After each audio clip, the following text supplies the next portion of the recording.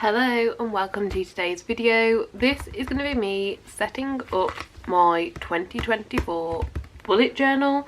I have done a lot of preparation to try and make this setup as easy as possible and I'm really excited about it. So if I take this off of the bullet journal, this is the one that I've gone for. I've used this for about 4 years now and I'm really happy with it. It's the Leuchtturm 1917 A5 medium dotted notebook, and yeah, I am really a big fan.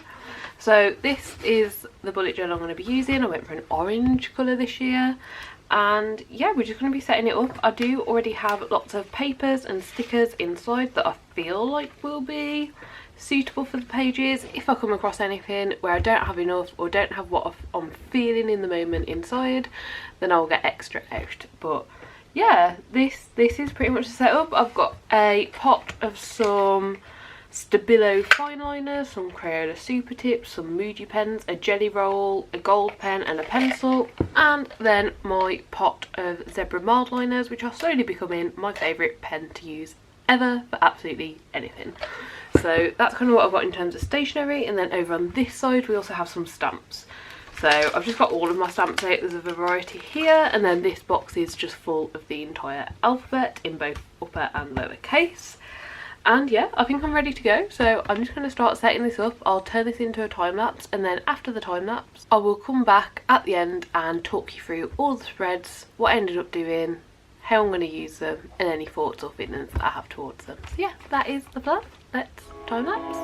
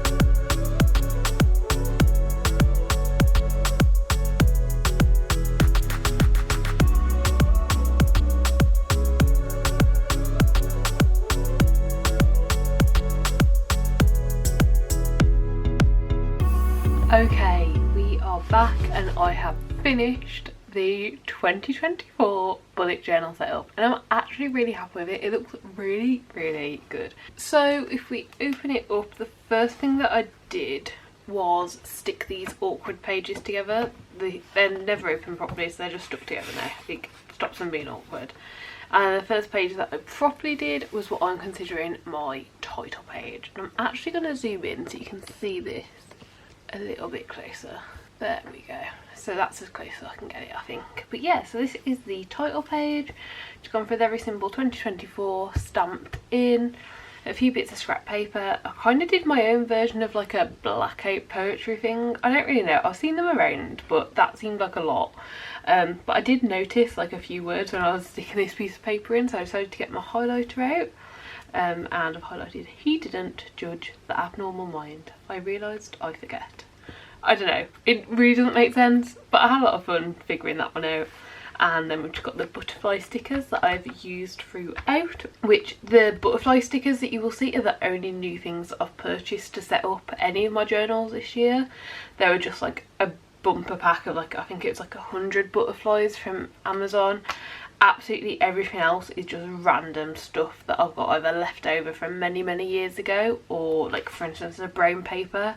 It's just packaging. And literally when like parcels and stuff arrive, I'll keep the brown paper. So there's a few different shades of it throughout, and the book pages are just for some like damaged books. And yeah, everything else is literally just scraps basically. So yeah, let's move on to the next page. This is almost the exact same as how I set up my year at a glance last year. 6 months per double spread. And we essentially have the mini calendar, and then for everyone's birthdays I've done a circle over the date in the mini calendar and wrote them down below. This works really well because if anything comes up in the year, I can just use a different colour and like keep writing down. So when I set up my months, I only have to refer back to this page and copy anything down in this section into my month, and then we are like sorted and set up. So yeah, I really like how this works, and I do like adding the little butterfly stickers in. I will say these were all of the smallest butterfly stickers I could find in that pack that I'd purchased, and they are quite big. I feel like the ones that I used last year were maybe a quarter of the size, so I think if I decide to continue doing this setup, I will probably end up purchasing different butterfly stickers. They worked great for most spreads, but there's just not the biggest variety of sizes, so didn't quite do what I wanted on this spread, but I still think it looks fairly nice. And if we flip over, it is just the exact same on the next spread. This is the only spread that I didn't record making because this one took absolutely ages, so I just flipped it over and did the exact same here.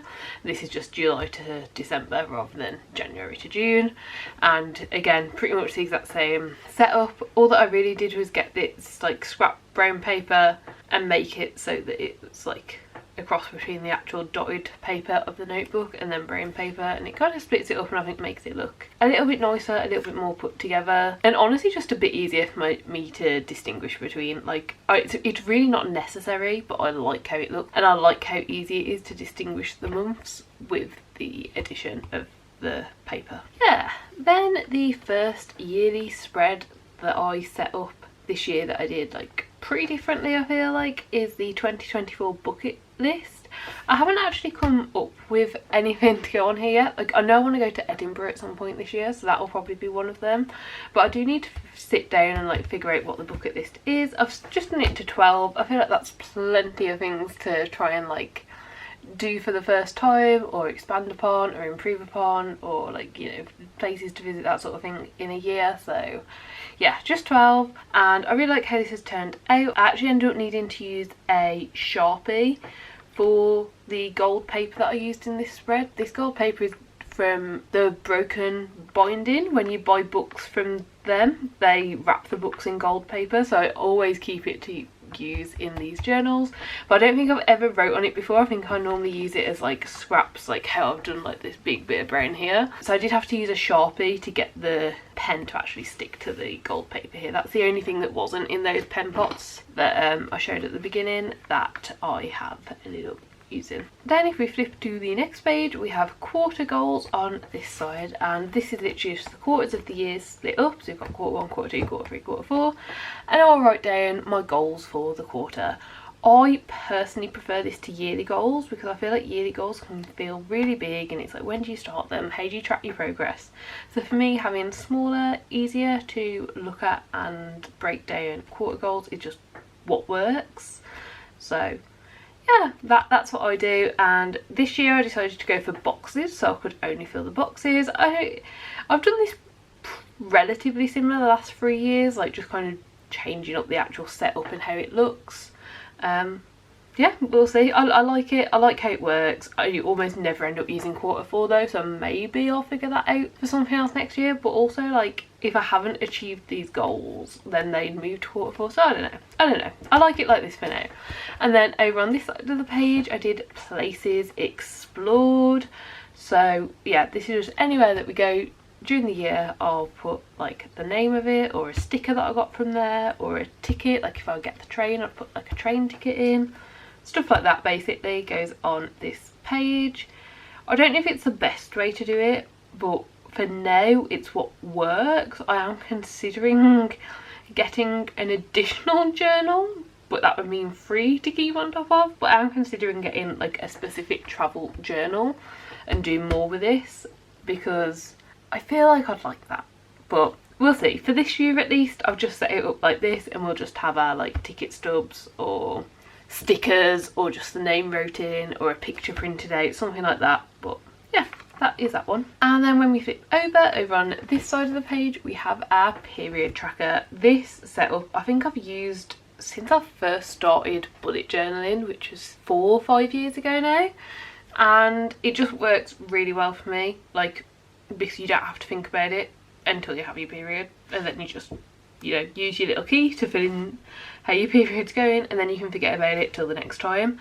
So I just really like this. It's literally just like every day is 1 pixel, and then I've like blacked out the ones at the bottom that, like, you know, like February doesn't have the 30th and the 31st and so on and so forth. And yeah, it works really good. I decided to just go for butterflies this year. Go with it. I like having this because it's just easy to track, but yeah, personal preference I suppose. I know loads of people use apps now, but this is my preferred method. And then over on this side, this is probably one of the most important yearly setups for me, because this is my cat tracker. So I have 2 cats, Geoff and Jafar, and they need worming 4 to 6 times a year. 4 is fine, they're indoor cats, so every 3 months is fine. They need flea treatments every month. They have vet appointments, and if they're on any medication, I can keep track of it here. This is just super easy, and especially, you know, when they go to the vets, it means that when was the last flea treatment, I've got it right here. When was the last worming treatment, I've got it right here.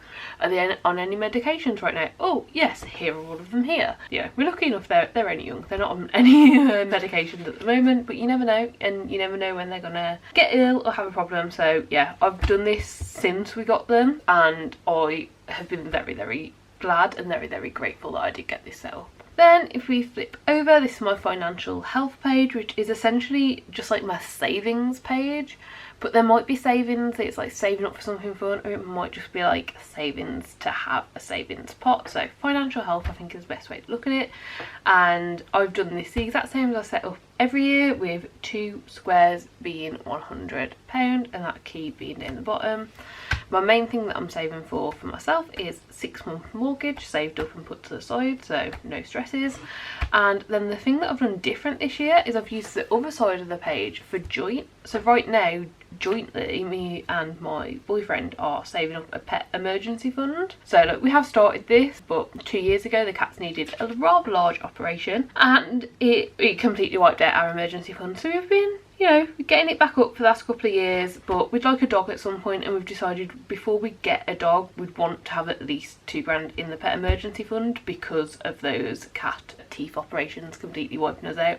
And that was with insurance. Like, we have pet insurance on our cats, and yeah, they still cost a lot when something goes bad or wrong. So yeah, personal, joint, and hopefully throughout the year, you know, any other goals I will add them in, and it's nice and easy because we've got the key. So yeah, I really like this page, and I just, yeah, it works for me. And then last year I did a massive chunk of my journal with like stuff to make me feel good and refresh routines, and like very like trackable, easy things, and I just didn't use it.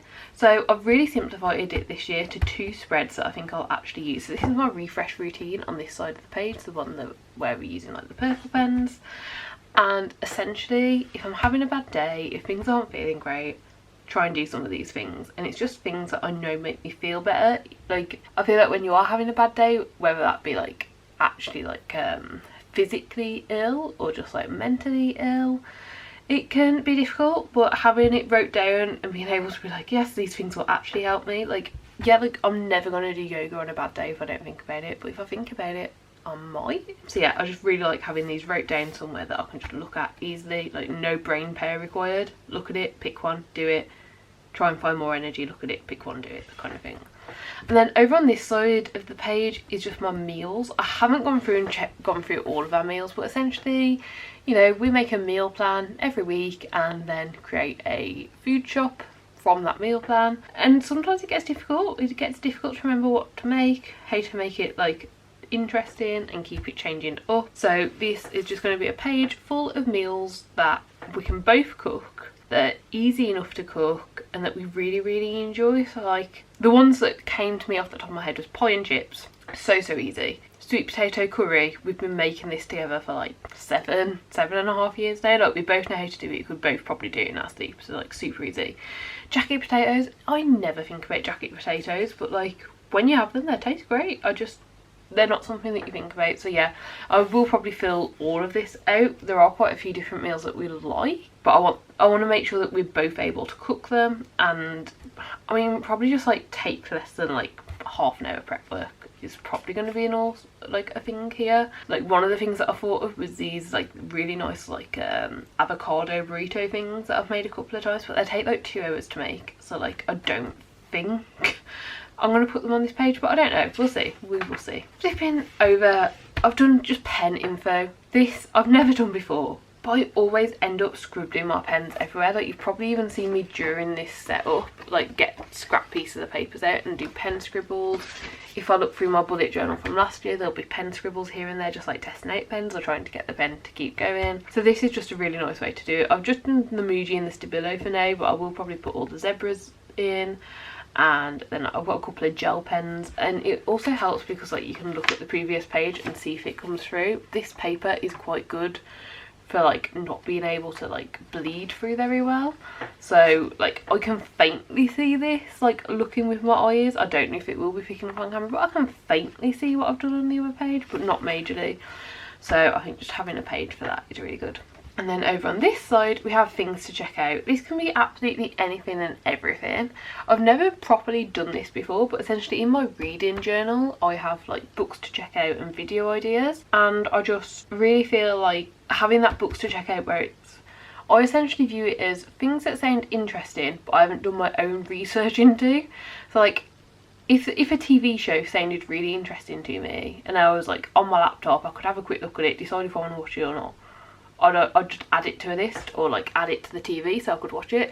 But this is like if I get told about a TV show and it's like, oh yeah, that does sound interesting, I don't have time to figure out if I actually want to watch it right now. You can just go in here and it's like, you know, things that are probably interesting, things I'm probably going to like but should do a little bit more research into. But yeah, that's kind of how I see it, but we'll see what it ends up getting used for. And then a really fun one that I decided to do this year was a picture a month, and then I'm probably going to write like either about the picture or about the month. I haven't really decided yet. I don't need to till the end of January.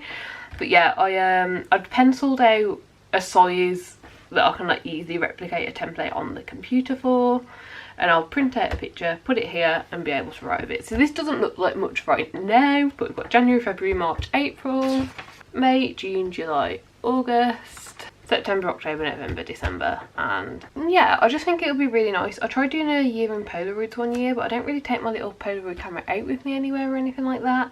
So it was like I'd be doing these fun things, but then like the pictures I'll be taking on the Polaroid camera would just be of the cats. So I think a year where I can like print them off and put them in will be really good. And then last but not least, the very last spread that I've set up is a single page spread over here, and this is my growth.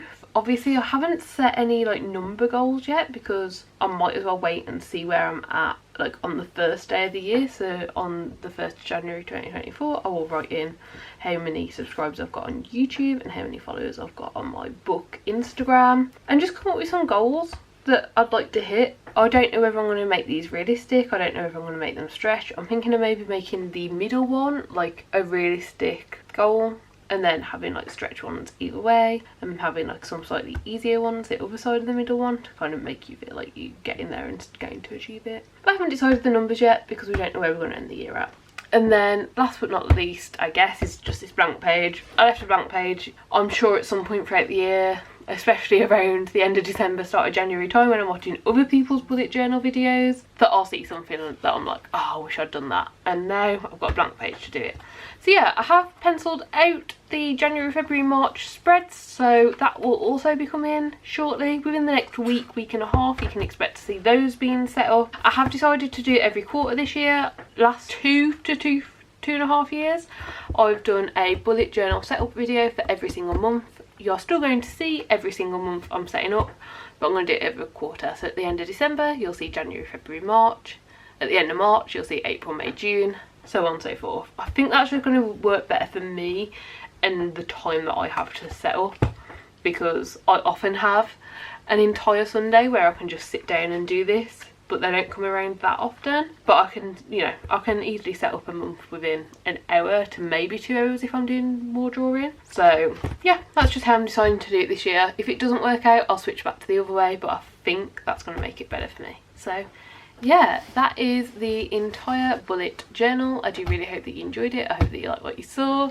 Please do give the video a like if you liked it. Subscribe down below if you want to see more content like this, and hopefully I'll see you next time. Bye.